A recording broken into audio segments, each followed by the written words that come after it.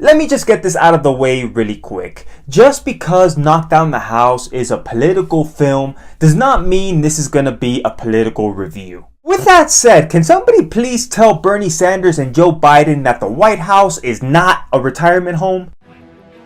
Oh, hell no!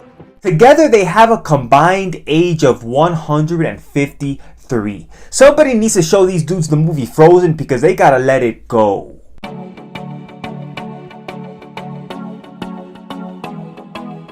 What's up guys, it's Jorge here with See or No. Man, it's been one hell of a month for film with Game of Thrones and Avengers coming out. I don't even know how I have tears left.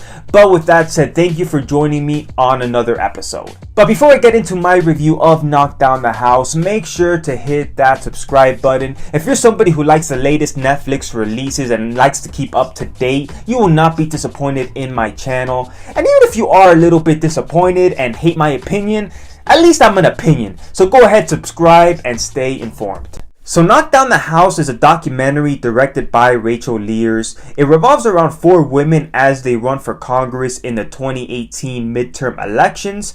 3 of these women end up losing in the primary round, but one of them, not just one of the biggest, most shocking upsets in American political history. Growing up in the United States, if the education system taught me anything, it was that anyone can run for office and win. And although that might be true for somebody like, let's say, Donald Trump, it ain't exactly true for people like me and you.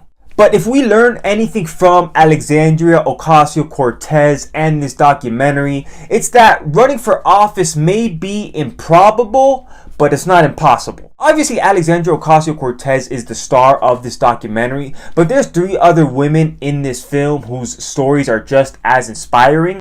We have Paula Jean Swearengin, a coal miner's daughter from Coal City, West Virginia, who has witnessed firsthand how pollution gave her neighbors cancer. There's also Cori Bush, a St. Louis nurse who helped the wounded during the Ferguson, Missouri riots. And then there's the heartbreaking story of Amy Vilela, a Nevada mom who lost her 22-year-old daughter to a brain clot when a hospital turned the girl away for lack of insurance. All these stories are compelling in their own right, but the one that hit home to me, the one that touched me the most was Amy Vilela's story, because honestly, it could happen to anyone. It can certainly happen to me. Latinos are known for not having insurance, and unfortunately, I fall under that stereotype. Universal healthcare is one of those things that I feel strongly about. I think everyone has the right to live and be healthy. But as compelling as those stories are, I couldn't help but find myself waiting for the next time AOC was gonna come back on screen. This is her movie. This is her moment. She comes off really likable in this documentary, which is very hard for a mainstream politician to do.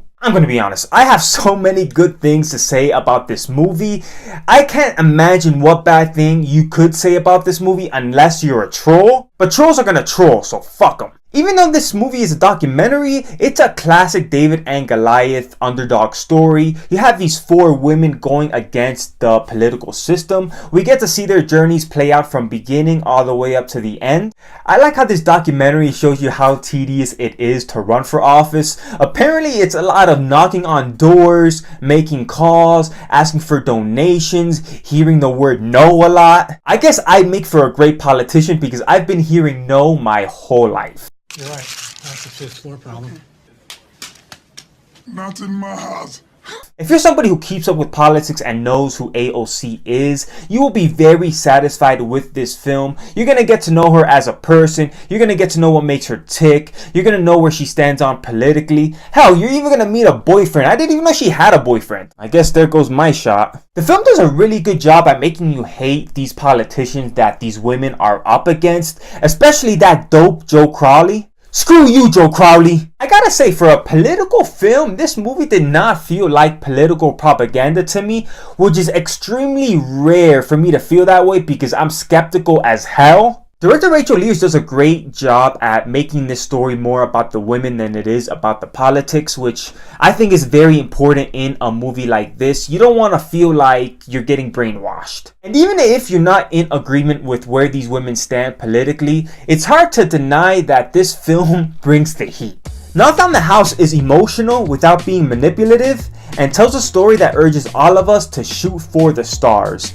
I'm gonna give this movie an easy C. This is easily one of my favorite Netflix releases to come out this year, and it's a must watch if you have the streaming giant. I'm gonna be honest, me personally, I don't agree with everything AOC stands on politically, but as a Latino, I can't help but be inspired by her. I think the government needs more people like her and less people like Donald Trump, because Alexandria Ocasio-Cortez represents us. And there's more people like me and you in the world than there are the Donald Trumps. And not for nothing, I think Alexandria Ocasio-Cortez is a straight badass. She went from serving drinks to serving these politicians humble pie. Just almost no laws at all that apply to the president. So I'm being held, and every person in this body is being held to a higher ethical standard than the President of the United States. That's right, because there are some ethics committee rules that apply to you. And it's already super legal, as we've seen, for me to be a pretty bad guy. So it's even easier for the President of the United States to be one, I would assume. That's right. Thank you very much.